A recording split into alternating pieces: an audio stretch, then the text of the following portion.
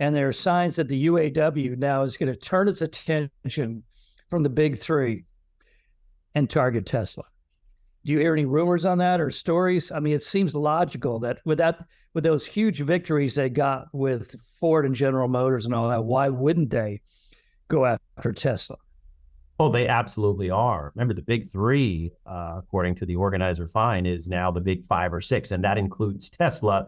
And, I mean, goodness, you got to hand it to labor. I mean, the unions have chalked up the W's recently from Hollywood to Detroit to Starbucks. And, it's interesting that the end result for most of these strikes have been better wages, and that's good for the overall economy.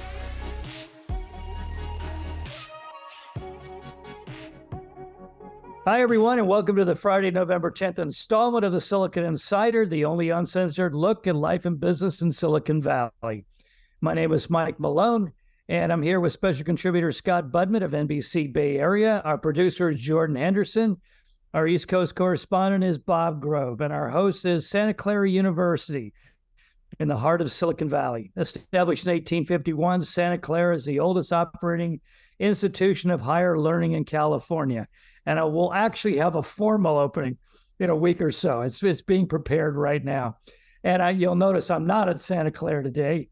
People got a real kick out of me doing this, trying to get the lights back on in that motion sensor room. So I decided go back to my office today. Okay, so Scott, a lot going on. You remember when Amazon bought One Medical earlier this year? It cost $3.9 billion, and people are going, what's it doing with a primary care service? Well, now we know.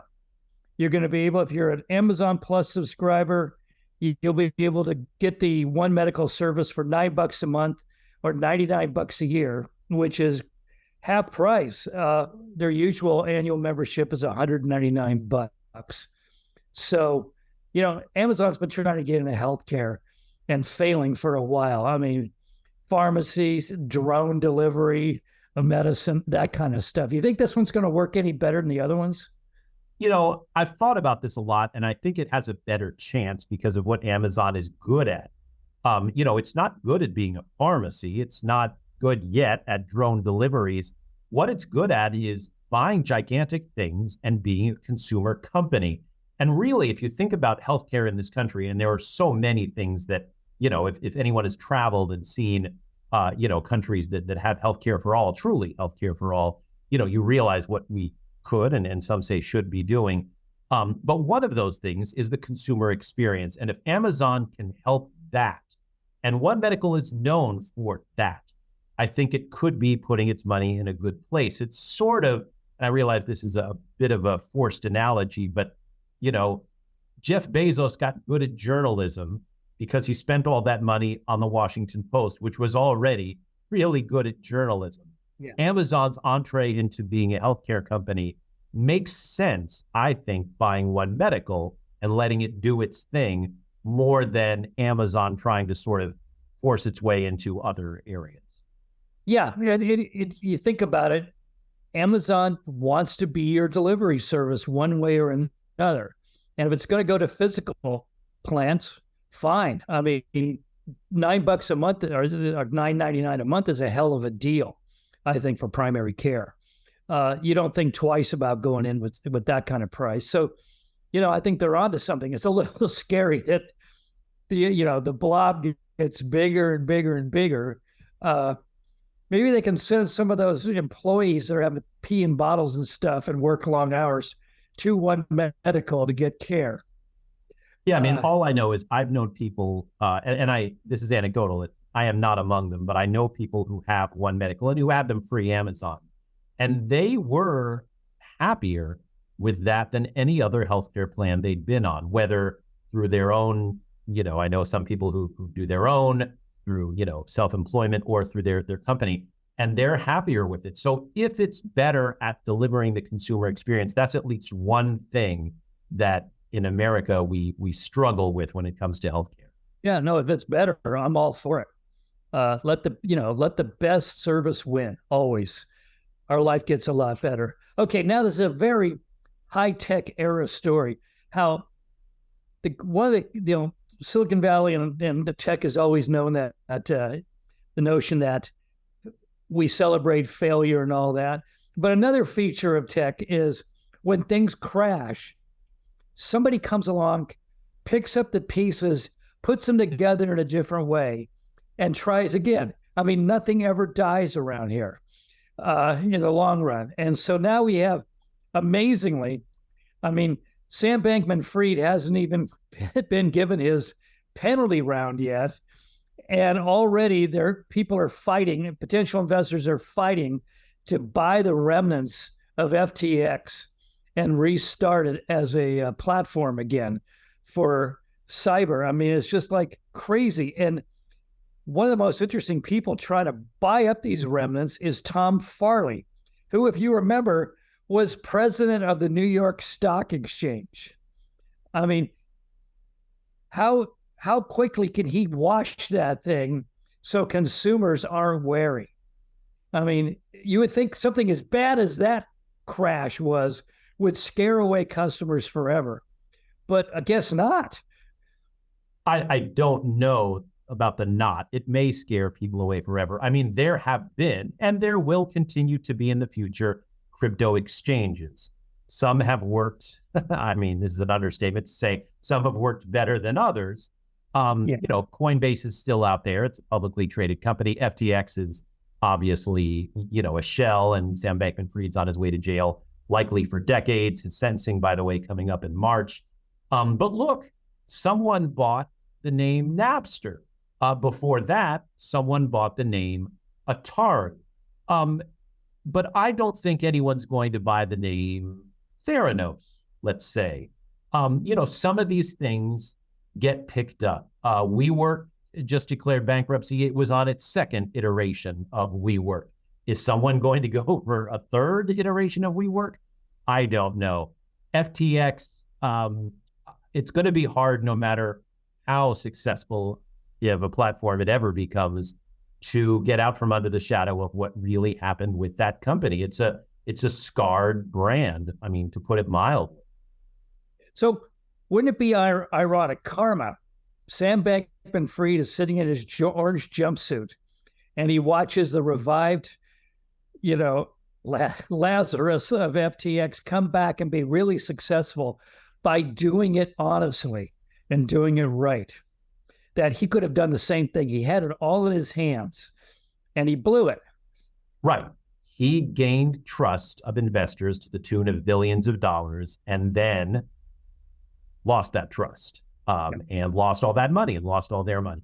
And yeah, I guess if he's able to convince them, I don't know, to give him Wi-Fi access in jail, wasn't that one of the things he's tried to do all this time? He can maybe go on that platform and say, wow, you can buy and sell crypto. Who knew? Okay, Linda Vaccarino, who has, of course, you've covered her, is ex-Twitter's CEO. And she's currently in New York City trying to what she was paid for, why she was hired. She's in New York trying to draw back the old advertisers that X lost. The biggest one being apparently the NFL. If she succeeds, it seems to me we have a new sense of how well X is going to do. But if she fails, is that the end of Elon's experiment? I mean, she's got an uphill. She got a headwind against her, which is all the misinformation, all the fake news that's being poured into Twitter right now. Can she overcome that and actually bring these folks back? It's hard to say, because I think the biggest headwind that she has to overcome is her boss, the guy who owns the company, who consistently has insisted, not stumbled into, but insisted on putting hate speech up on Twitter first and foremost, and scaring away advertisers.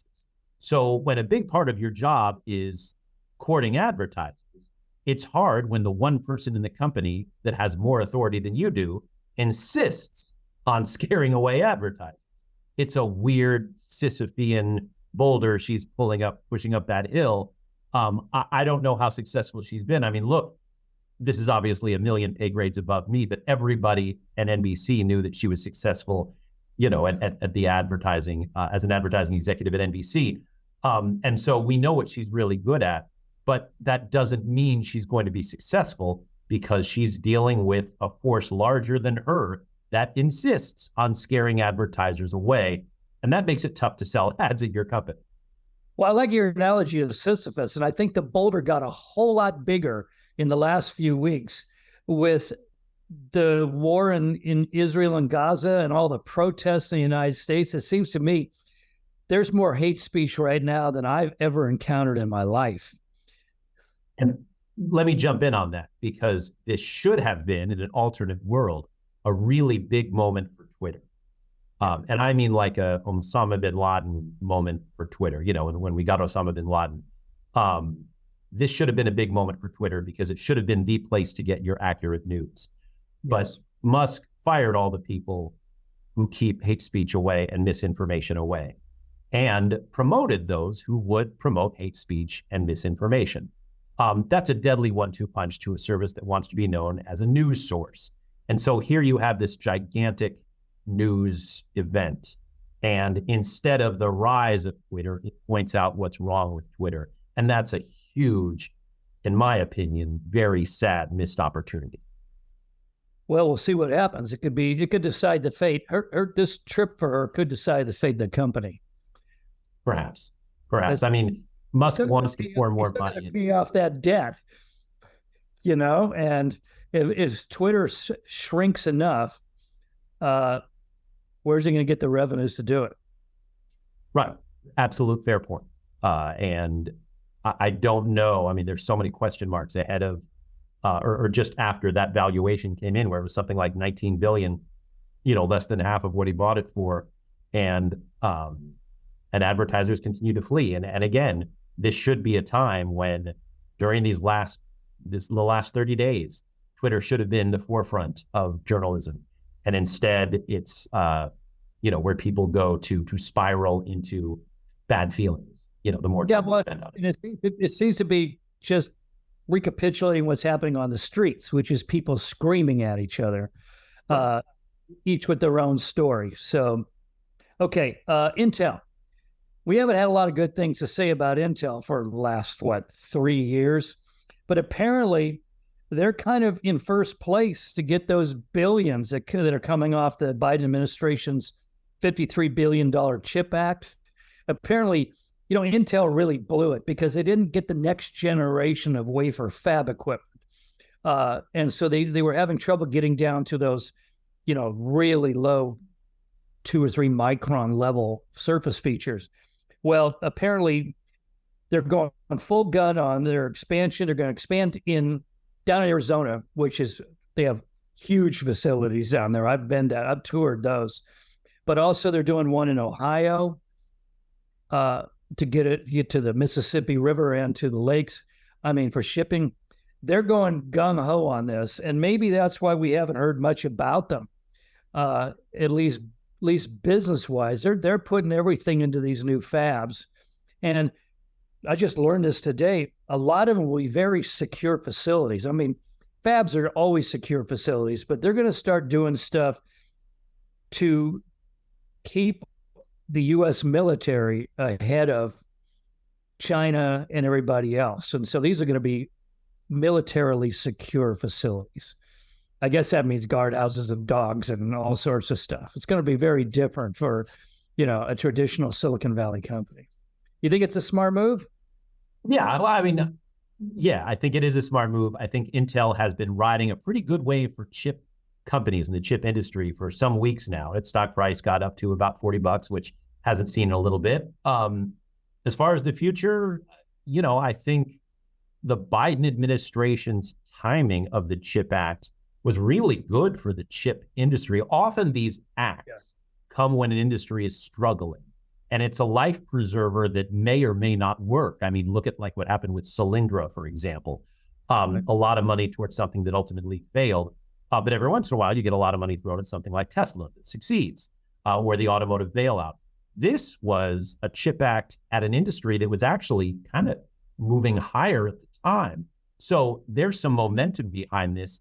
And that makes not only the administration look good, but boy, if you've been an investor at any of these companies, especially NVIDIA or Qualcomm or AMD, you really see an industry that has always been important, really rise to the forefront of where technology is right now.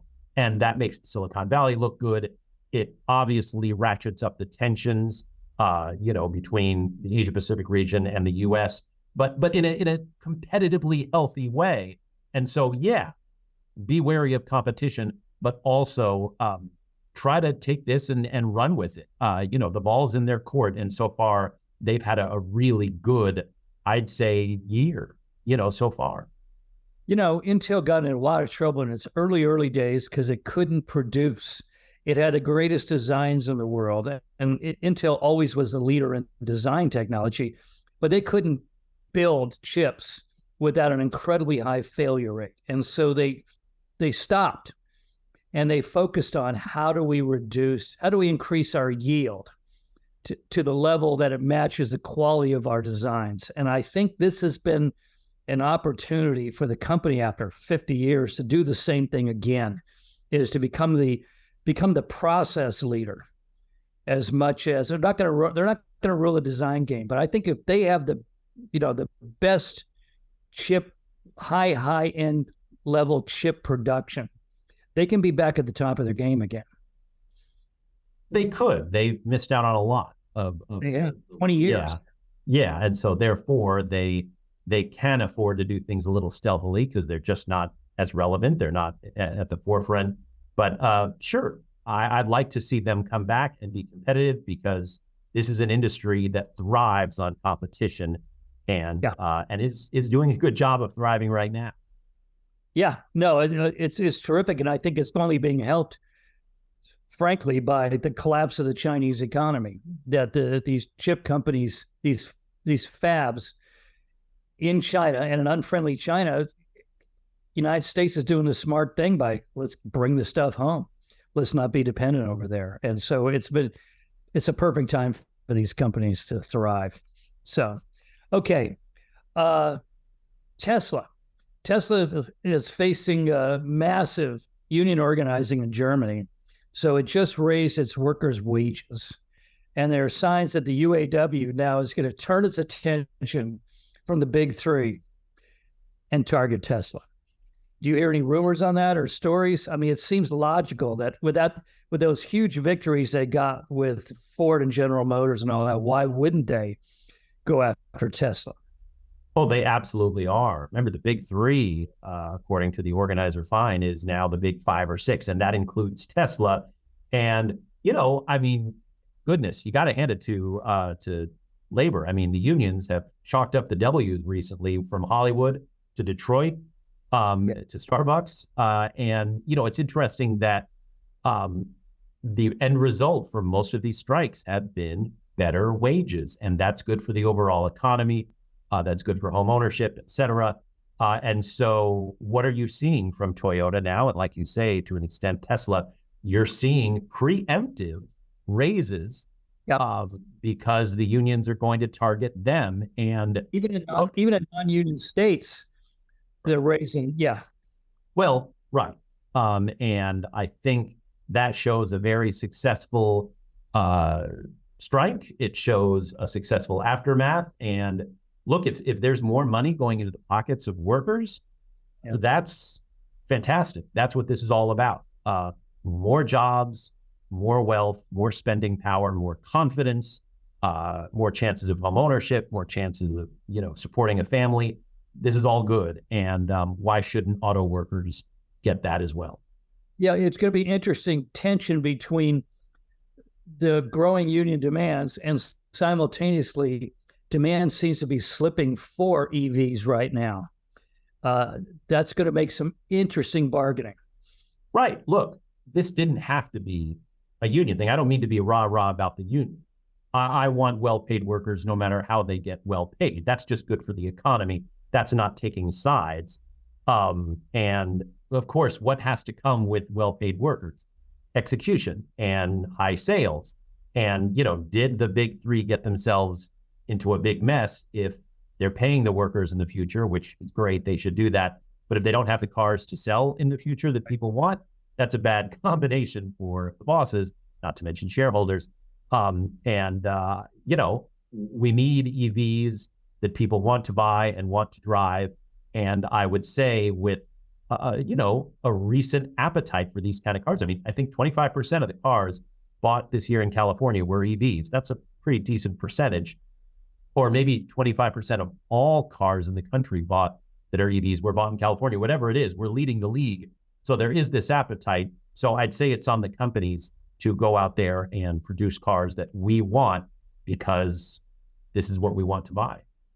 Well, they're going to have to. I mean, I was just reading a story that we've had two of the largest trucking companies in the United States go into Chapter 11 in recent weeks because not enough stuff is they hired a whole bunch of people coming out of COVID, and now there's not enough stuff being shipped across the country. And that's another leading indicator of an economic downturn. I mean, we seem to get contradictory stuff. People are still spending at incredibly high levels, but credit card debt is at its highest level ever recorded. So we've been talking about mixed signals about the economy for a year now, and something's got to either break one way or the other. And I have no idea. Right. I mean, there are signs that inflation is slowing. That's good news for people we're all dealing with these high prices. But you're right. Consumers continuing to shop, you look at that and you think, wow, that's healthy. That's a good sign for the economy. If it turns out we're all just loading up the credit cards, that's not so good, especially with high interest rates because your debt costs more. It's sort of like that family, with the nice house and the nice SUV, and it turns out, they're just riding tons of debt, and that would make me nervous. And that's kind of where we are as an economy. So if we can lower that, lower the interest rates, perhaps lower mortgage rates, lower credit card debt, people are going to feel a whole lot better, I think, about going forward with this spending that we've all been doing. And you're going to see a lot of posturing in the next 12 months, right? Because we are 1 year away from an election. So you're going to see all sorts of posturing. I just don't exactly know what breaks first, the consumer or our high interest rates. Yeah. And we have another factor too. I mean, housing prices are the highest we've ever seen around here. Huge demand. Yet at the same time, in certain pockets of the Bay Area, we're seeing a burst of foreclosures, kind of 2008 foreclosures, and that just seems weird too. Like people seem to be loading up on debt, but they don't seem to be too worried about it.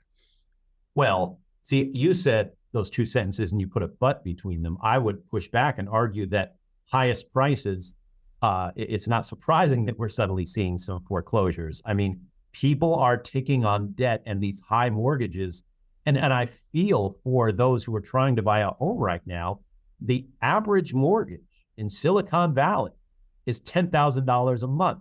That's the average mortgage payment. That's staggering to me.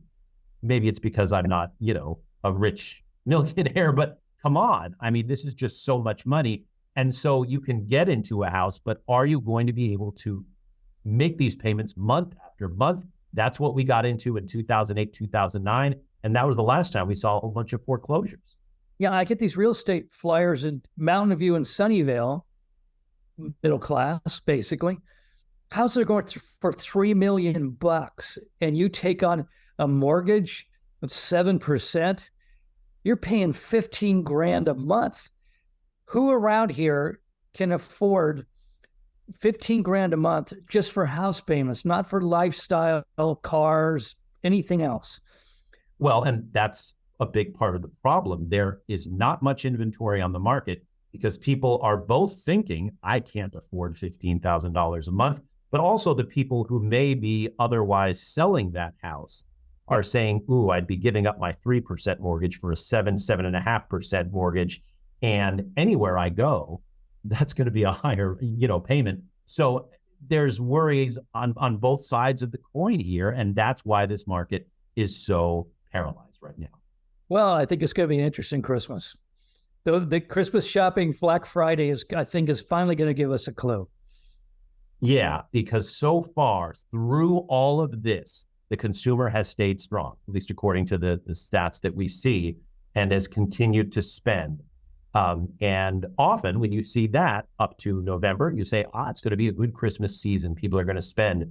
But I don't know. I mean, the debt levels, like you say, are high, and that scares me more than if someone said, ooh, video game sales dipped a bit or whatever. That's okay. High credit, that scares me. Okay, a couple of real quick things. Block, the electronic payment company Block, founded by Jack Dorsey, who was everywhere in the news. And now, last time I saw him, he was like in a hammock somewhere in the Caribbean, growing that giant beard, that fatty beard. Block's in trouble. I mean, the stock is down 80% from its high. And Dorsey, I guess, shareholders are saying, where's the CEO? I mean, because Jack seems to be the kind of guy that sort of runs things from afar, by remote control. Well, apparently he's announcing he's going back in to turn Block around. Do you think that'll work? I mean, he's never seemed to me to be a real super hands-on chief executive. I've gotten to know Jack Dorsey through the years and done many, many interviews with him. And I think someday there's going to be a Harvard Business School class on that guy. It's just a fascinating arc of leadership. And there's something, it also says something about Twitter. We didn't hear from Elon Musk nearly as much as we do now that he runs Twitter. And once Jack Dorsey backed away from Twitter, we heard from him a whole lot less. So there's something about that company that leads its executives to feel the need, I guess, to tweet a whole bunch. Dorsey is enigmatic of Silicon Valley in the modern era and iconic, controversial. He stepped away, for the whole meditation thing. It's fascinating to me. That said, if he's coming back and he's going to be engaged, I would say that's good for a company. He's that kind of a leader. He inspires those around him. He can be very charismatic when he's not being removed. He cares. Right. But, look, he's gotten really, really rich. And that's sometimes the healthiest thing to do is to back away and just be rich. So it's often a distraction, that much money. And I don't know where he stands on that part of it, because it's true. We haven't heard from him in a long time. But that said, if he's engaged, I'd say he's good for a company. Okay, finally, and real quick, we have some Elon news. This new book that came out recently about the breakdown of Twitter. It's called Breaking Twitter by a guy named Ben Mesrick. He has a story in there that Elon went in December 22. Elon went to a Dave Chappelle show in San Francisco and got pointed out from the stage, and it was roundly booed by the San Francisco audience. I think it was right in the middle of the sale and all that. And he apparently, as the story goes, I hope this guy's got all the receipts to back this story up, but he apparently had something close to a mental breakdown. He went back to Twitter, locked himself in his office. The employees considered calling SFPD to do a quick check on him and all of that. That's another side of Elon we haven't seen. I mean, I've known the guy for 20 years. He's either really laconic or he's kind of slightly bemused and friendly. That's about it. But the idea of him locking himself in his office and having something close to a nervous breakdown because he realizes that everybody's begun to hate him. He's not Walt Disney anymore. Is an interesting other side of him that I don't think anybody's seen.